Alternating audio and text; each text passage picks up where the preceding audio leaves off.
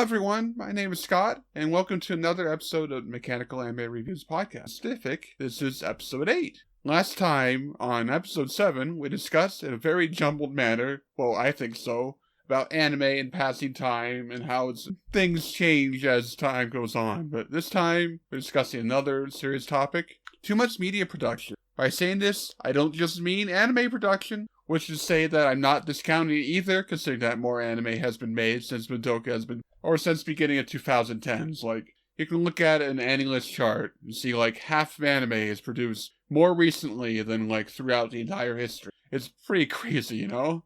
And when it comes to overproduction, like in media, that sounds like an old man complaint, but it's kind of true. It's not just like you flip through channels like you can't find anything even though there's so many things. No, it's just generally what it is. And if we want to discuss animation, like Western animation and animation from all over the world are a little exploited too. Like you can watch Canipa's latest video from Rick and Morty showing like a very complicated Western animation process, like how time consuming it is and how stress schedule like animators on a stress schedule is just worldwide, I think. Like even that's from my examples of reading Japan and America, like I'm sure everywhere else, just like Carmen San Diego with the Philippines and their very not paid very well animators, because we had references of some of them quit.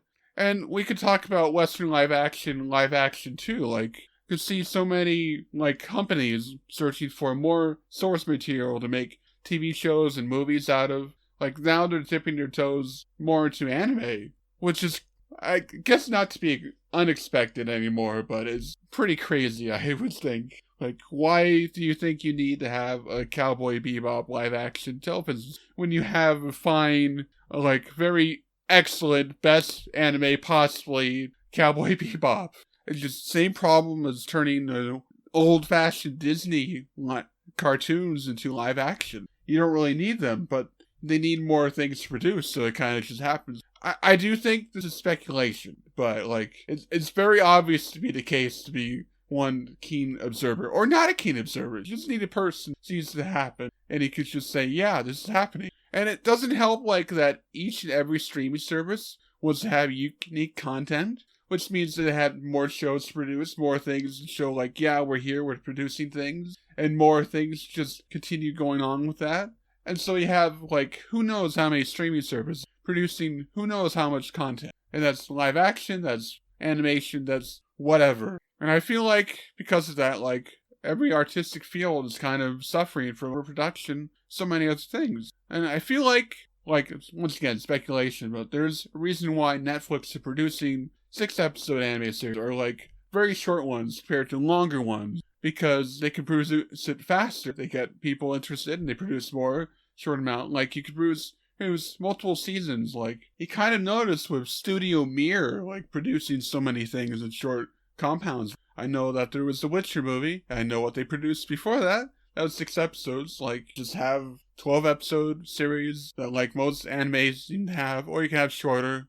It's kind of crazy no matter what. Kind of makes you wonder where all the money in the entertainment industry is going. Like, obviously, some of it's going to actors, production staff, everything, but I have a feeling it's probably going to streaming service companies, because everything is advertisement, which I don't have the figures from me once again, but it does feel that way, especially if you look at, like, production of anime. Like, animators and other staff are not getting as much as the companies that are funding the anime. That's kind of a proven fact at the moment. So that's a lot to think about regarding those things. The world is just too content hungry. No more giving things a chance to see if they fail or not.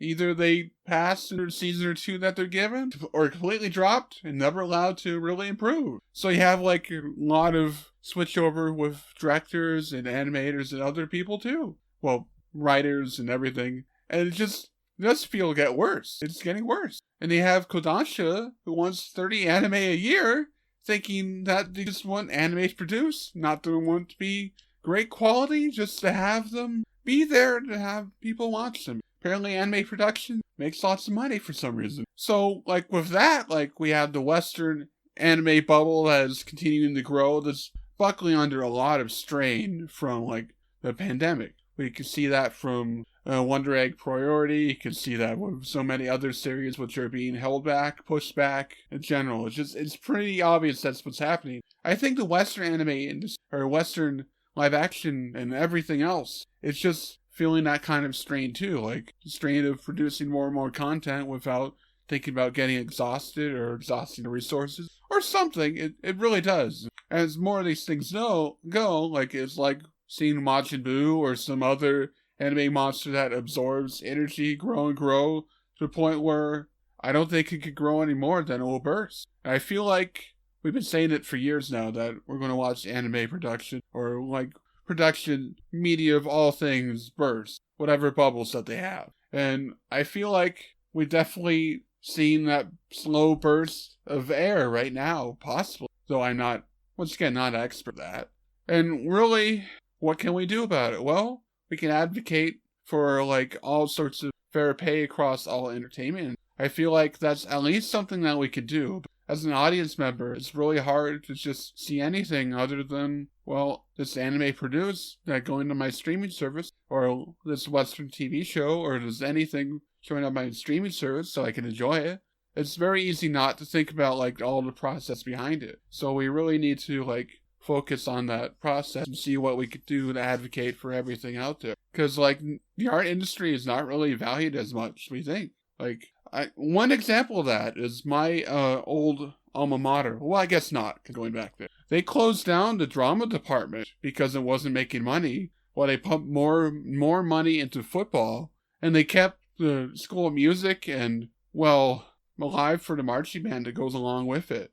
It's just kind of crazy to think about, isn't it? So we have our society not really focusing on art as much as they could, and it really seeing it just being more, well, used for more money and grifting and all sorts of things. So we really need to advocate for fairness in all fields as much as we can from an outside perspective, and keep an audience out there open, put it on social media as much as we can and call it out. Like Anime News Record is doing a good job of providing that. Such like Canapa is too, and like a lot of other, because there's a lot of joy to come from anime, but there's a lot of stress to produce it. Anyway, that's it for today. So that's kind of a heavy topic to leave off of. I think it's important. So thank you for listening to the latest chapter of Mechanical Anime Reviews podcast. I'm Scott. You can find me on Twitter at MechAnimeReview or on my blog, MechanicalAnimeReviews.com. We'll see you guys next time where I talk about Getter Robo Art.